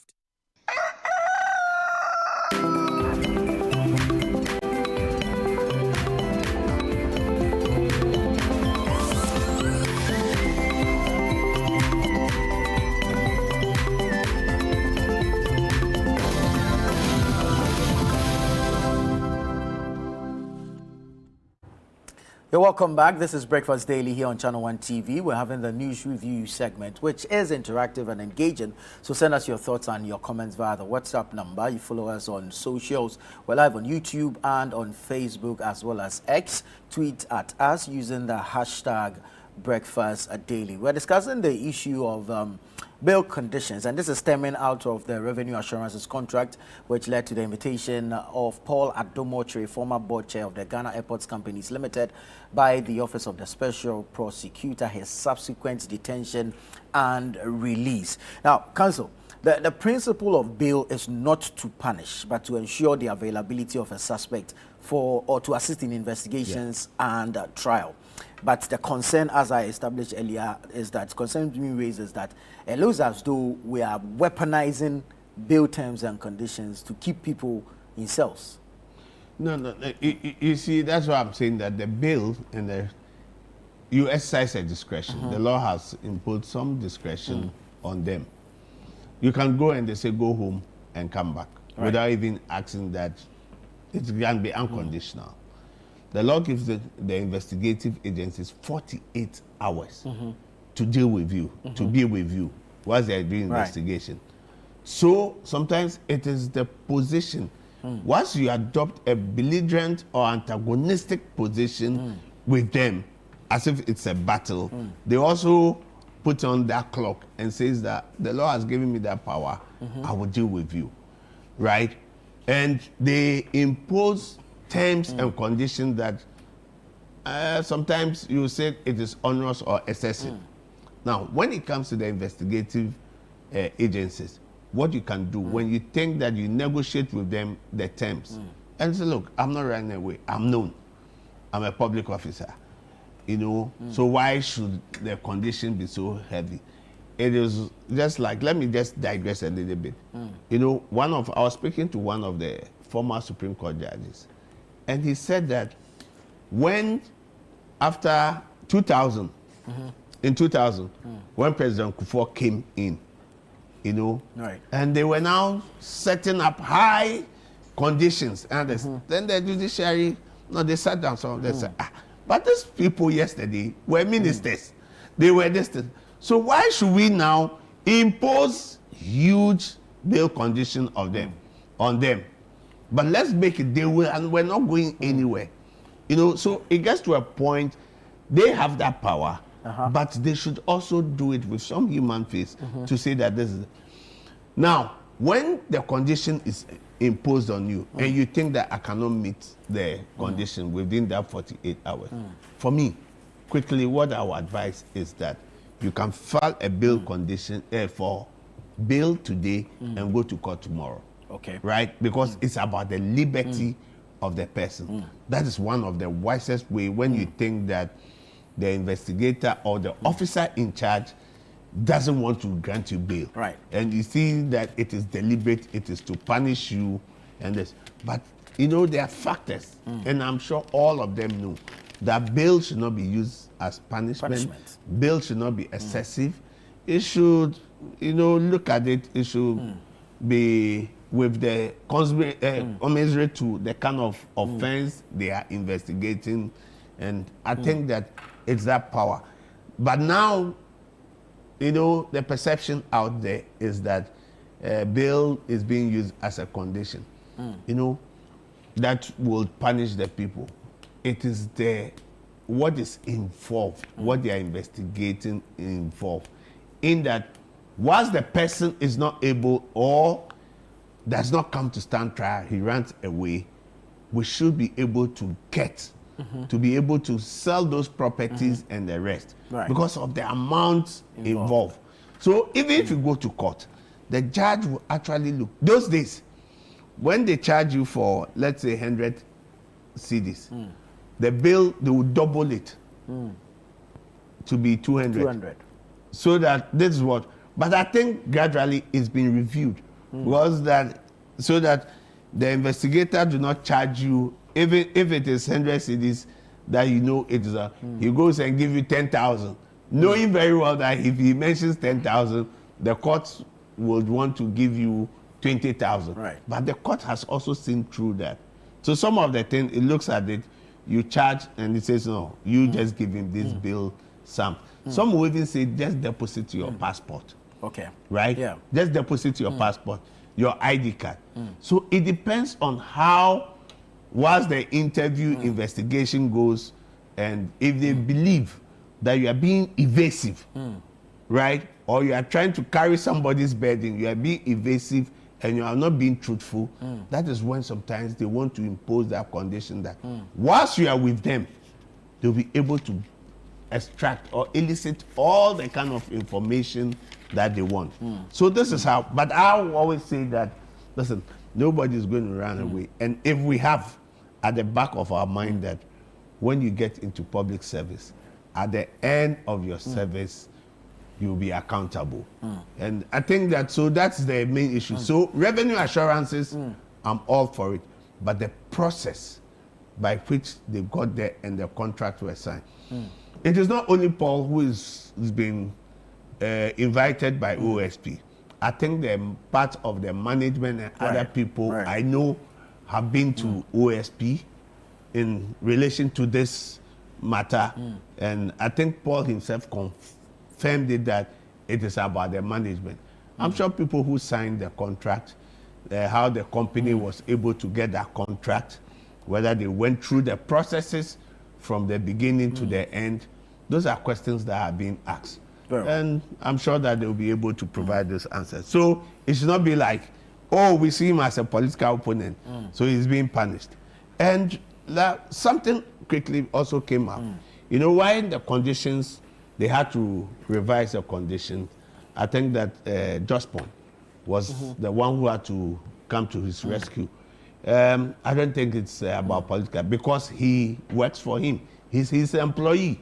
And if you find your employee in trouble, right, I think the best in common sense would say that, look, I cannot allow, you know, that also bring in some relationship, and they see that, look. So I think that Jospon, based on the relationship they had as friend and as employer and employee, he went there to stand surety for him. And I think that brought joy to his family, joy to his people. And at the end of the day, I'm sure he will go and meet them more of the time. It is only to say, I did not sign the contract, or this is what came to the board, and there will be board minutes. If they were not board minutes, you give reasons why the board minutes and management, things have changed. Or it was done at your blind side as the board chairman. Very well, Council, thank you. Honorable, your thoughts on this? We've seen these bill conditions from the Wu to me time, Abdul Hanan. From where Victor stood, I don't know the relationship between Jospon and Paul, though. Beside Paul working for Metro, I don't even know. I mean, so I take it's an employee situation. But you see, the Office of Special Prosecutor, I have very nice experiences about it.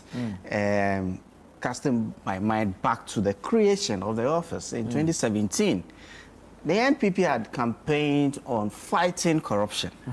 And we just did not make it a rhetoric. Once we came into power, one of the first bills that I experienced as a member of parliament was the creation of the Office of the Special Prosecutor, because of what the then president, Nana Addo Dankwa Akufo-Addo, wanted to do. So, I mean, with the commencement of his administration in 2017, I think that beside the first budget, this was the next act that was passed. It was that serious. Then again, Nana, in the dying embers of his administration, had encouraged his appointees to avail themselves to accountability. So nobody intends not to account for the era or the period of stewardship that the New Patriotic Party had at the helm. Nobody has that intention. It's good that at last we have a framework in place. I advocate and I love it when some of these things are done within a framework. Because then it sets out a fair playing field. What you do to me, I do to you, all within the ambits of the law. And that's what we should avert our minds. The creation of this Office of the Special Prosecutor was to create an independent body that will investigate and prosecute some of these allegations with people in public office and politically exposed people. Period. The OSP has the powers of a police officer. That's what is stipulated in Section 28 of the Act. And nothing more, nothing less. What we have seen over the period, I think that the office that we created and the intention for which we created our office is probably being underperformed to a large extent. And rather, we are finding it and using it as a vehicle to punish our political opponents. That's just how I see the office as of now. This matter of revenue assurance contracts at Ghana Airport Company Limited, it also brings into fore the issue of corporate governance. I have stood and I have always advocated that, look, for some of those public institutions, public companies, let us encourage the fact that the board of these institutions are the ultimate people who hold what the lawyers call fiduciary relationship to the entities. Right. And so let's appoint the boards and let the boards go look for their own CEO. It's been my stance, and it's what I think that will work. You see, when a case like this, and as we have read in the last couple of days, comes up, and I see that a board chairman is being held for what should have been the responsibility of the CEO, it brings into fore this whole thing of corporate. I mean, what was the role of the board? The board is not in charge of day-to-day and even getting into contracts between the entity and the third party. And like Mr. Adumochi has been saying, this contract is supposed to have been signed 3 days to the last elections, on the December 4th, 2024. He is saying that he's even forgotten about those who came to execute the contracts, and that he wasn't even aware that the contract had been signed. And so if the contract had been signed so and appropriately so by the CEO, and you're holding the board chair responsible, I think that there's corporate governance issues, and that should be raised.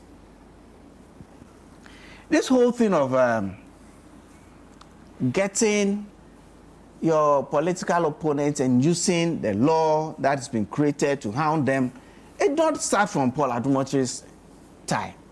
We've seen the Wutumi era. We've seen Hanan of Ghana Buffer Stock. We've seen Wutumi of his mining activities and all of that. Mining. Only God knows where it's going to go next. Only God knows where it is going to go next. And I think that it should be something that has to be nipped in the bud before it gets out of hand. Because if as a police officer, I'm equating the powers given the special prosecutor to the policeman in Tesano. If the policeman in Tesano invites me to come there at 3 p.m. and thinks that, I've begun investigations, but I want your input that you are required to provide that input, whatever documentation, whatever you know about the matter. By the same act, I think section 29 also. The policeman knows that me coming there at 3 p.m., he is not going to complete whatever he intends to do. Yeah. But because he wants to show me where power lies, as we say in our local parlance, I will show you where power lies. And so for me, it was very clear. And Paul said it even before he went to meet them that, look, I am going there at this time. And I knew, and I've been told, and I've been advised that, look, this is the intention of the special prosecutor to ensure that, look, if even for one night, he's going to lock me up just to show me that he has the power over me at this time.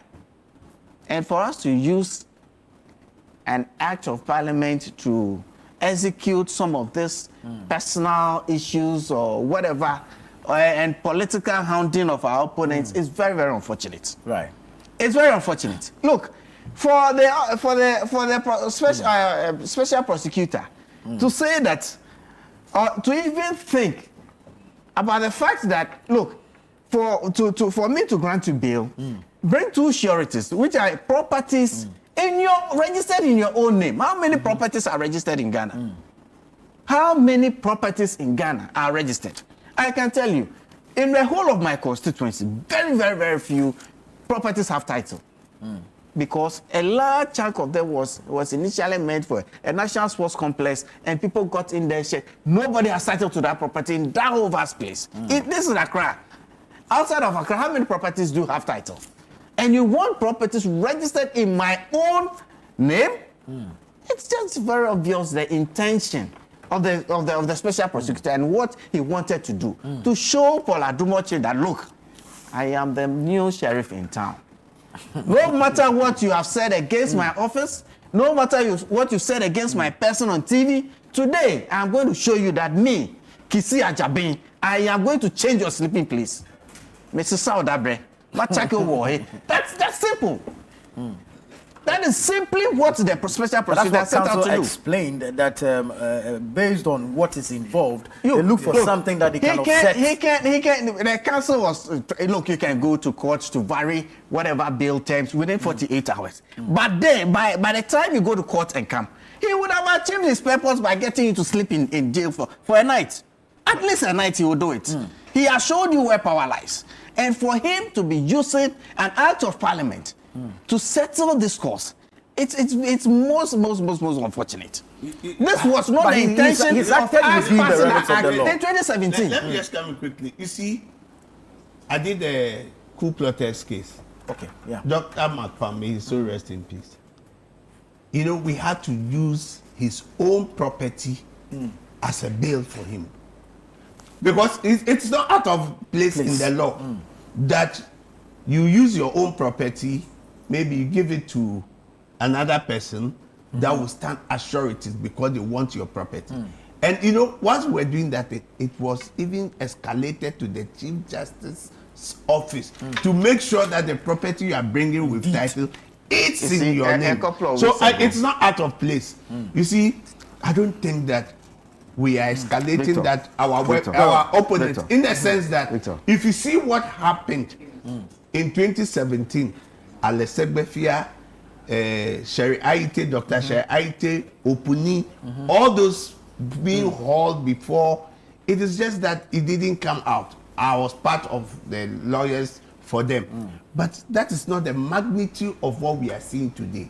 If we said we were going to do the same thing, I think the bridge in between is the president who says that no, what has happened, I don't want that same thing to happen. So I'm just saying that the law allows it. I have heard the boss of Yoko say that, look, to be able to get the NDC full soldiers to believe that they are getting their pound of flesh, they have to hound the members of the previous government. Oh, I have a video that I can show to you. Similarly, I've heard Sami Jefi say that, look, that 2009 stars of the late Professor Mills, if you dare go that route and say that, oh, let's move on, you will be hounded out of the NDC. And exactly what they are rolling out. But then again, for me, as a member of the New Patriotic Party, I'm taking very good lessons. We are taking notes. Oh, what they did to us and what is happening now. And I'm not saying I'm not saying it, those are not my exact words. But I'm taking notes. And we are taking judicial notice of what is pertaining. Maybe next time. Well, we learn to apply. Maybe next time. Maybe next time, to be able to hold somebody in incarceration for a couple of days, you're not going to say you should bring 2 sureties in his own name. It's going to be 5 or 10 because you have the discretion. And you go to court. So by the time you go to court, I would have attained my look. The whole strategy of the NDC is that, look, let's disgrace people. Bro, learn from me. So you will probably get to the airport and then they arrest. And Paul had said weeks ago, Paul had said this on his show weeks ago about the intention to arrest him at the airport to disgrace him. Handcuff him in the view of camera, in view of public. Oh, the guy who makes so much noise on TV, there he is today in handcuffs. That's all they seem to do. It is not about the substance of the case. No. Nobody has put any figures to this. Whatever is happening, we don't even know if Ghana understand the company has not been paid. So what is a qualm? To hold somebody to the extent that if he hasn't got 2 properties, you could have withheld his passport. And where was Paul going to go? If the OSP let me hear from Elvis. But the OSP himself, the OSP himself, this morning I'm hearing, I think you read the news on radio, that he had no submission on Saturday. I hope that he goes by the law. He had some issues that resulted in some shootout somewhere in Agbogba. I hope that he goes and behaves like a law-abiding citizen. Very well. Thank you, Honorable. Elvis, your thoughts on this matter? You see, Ghana money, if it is spent and there are questions about it, we must all support any form of investigations into that. Because all of us are money. True. and it's supposed to solve our problem. So if we have to investigate issues of people spending public money anyway, I, Elvis, am not against it. I support it 100%. See, but when an investigative body like OSP conduct itself in a certain manner, it opens them up for public criticisms. And I think that the OSP, I have said it, and I'll always say it, Kisi himself is so emotional when it comes to issues. And I think that somebody needs to manage him when it comes to emotions. If you're in public office, you are not above criticism. Even the president of the land, the #1 person, people can pick phone and even call radio station and insult them. Okay? In Ghana here, not in America, Ghana. So nobody holding public office above any criticism. Right. So even if somebody has become your fiercest critic, it's not the reason why you should act towards the person a certain way. Why am I saying this? According to Paul, he got a letter inviting him 24 hours to the time he's supposed to report. Then in the letter, the OSP said, Paul is allowed to come with his counsel. So he forwarded the letter to his counsel. And the counsel said, they have some cases in Kumasi at that place they have to go and deal, so they can't come. So they wrote to you and said, look, instead of that Thursday, give them Monday. Thursday to Monday is how many days? 3 working days. They wanted Friday. Do you understand it? The next responded, no, they must come on the date that he decides. I don't think that if you behave, these people will not say that it is not personal. Yeah. This is why people will say that it is personal. What will you lose if the person comes there on Monday? Around the same 3 p.m. you gave. It says, my lawyer says they are not available, they are busy. And then you are not teaching them that a law firm has more lawyers. Can you imagine that a OSP is now responsible? A law firm does not have only one lawyer. Do you know the volume of work that the law firm has? Yeah. And they say they are not saying give us 1 month or 2 months and you say they are trying to evade your invitation. Yeah. They say just 3 days. We got a letter. You give us Monday. We will be there. He said no. They must come. This tells people that it is personal. It is not investigation. Because you cannot convince me that Thursday and Monday would affect the investigation so much negatively. It's not possible. You see, then when this was forced Paul to appear there, okay, forced Paul to appear there, what happened? You listen, they went there for hours, nobody is saying anything to them. All of a sudden, you hear that Paul has been moved from OSP to DNI. What do you gain from that? Who says that OSP or any investigator cannot invite somebody being under investigation and says, come. You interrogate the person for 3 hours, say, oh, we are not done. Go home, tomorrow come and let's continue. What will you lose? The lawyer is here. By law, a client can appear before and say, I won't talk. If you have anything, go to court. Yeah. You can lock him up for 1 month. He said, I will not say anything. When we go to court, I will speak my mind. You cannot do anything to the person. So why would you, by all means, want to detain people? I don't understand that mentality. This is not a drug dealer or a murderer on the run who has been apprehended. This is a man who is on TV every week doing a program. This is not a man you would convince me that if he's granted a self-recognized bail, he'll run away. Never. So on what basis do you even detain a person in the first place? That is why people will say what you are doing is personal. Okay? Now, the person that is sitting there and said, do you have properties in your name? He said no. Then, you go and issue a statement. You don't even tell them that you are asking for property because you want to use as a bail conditional. According to Paul's lawyer, Paul was only asked whether you have a property in your name. There's an official disclosure and he said no. They're not about the OSP issues. They said, oh, Paul said he doesn't have a property in his name, so he can't meet bail conditions, so he's being detained. If you do this, people will say that you are doing a personal vendetta. Because all the things you are doing clearly shows that it's not because you are investigating something, it's because you have a personal vendetta, you are settling with the person. Do you understand it? Now, it is turning out that what you are even investigating has no money payment in the whole thing. Yeah. Ghana Airport Company now issued a statement that they have terminated the contract, but they are not paid any money. So you are investigating Paul. according to the investigation, what is coming as is a procurement breaches or something. They believe that Paul influenced their contract to the company. Right. But no money has been paid. So if no money has been paid and government has not lost money, why is Paul being asked to present 2 houses in his name? For what? To cover which money? If money is involved, so to protect the money, then you want the person to bring an asset for the money in case the person did not turn up. You confiscate the asset and use it to pay the money. Here is the case. Now it is coming out that the investigation you are even doing has no money involved because the state has not paid any money. So if the state has not paid money, we've not lost any money. What's the essence of asking for properties as surety? So you see, if you look at the events to where it is now, you will come to the conclusion that what the OSP did against Paul is personal. It is not that it is investigating anything important. Because there's no money. Then you say you want 2 properties for what? For which money? Because the airport company statement says they have not paid any money to the said company. And the contract was signed only in December. They have not paid any money. They have terminated. Why are you asking for money?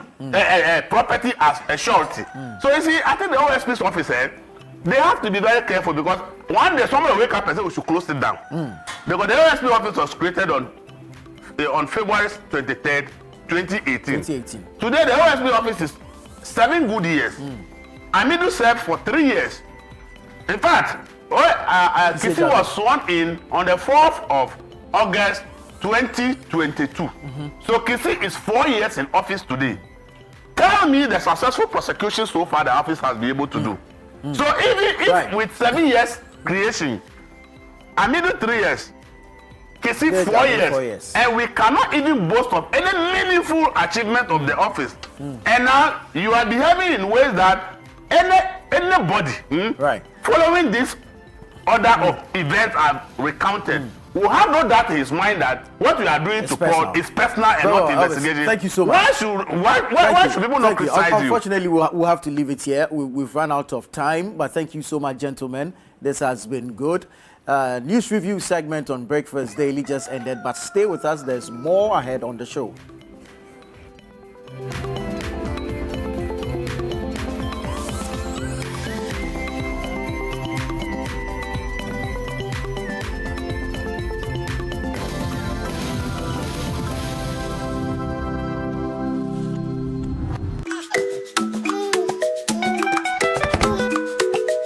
How may I help you today? We'd like to open a bank account.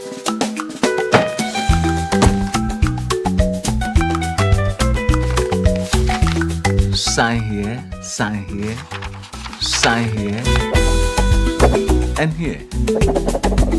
And now you draw direction to your house. I need your thumbprint. And I'll need your birth certificate too. No, I need the original. A lot has changed since you banked like this. So have we. We've made it easier than ever to open an account online and bank on the go through our mobile app, online and more. EcoBank, a better way to bank your way. Sign here, and here.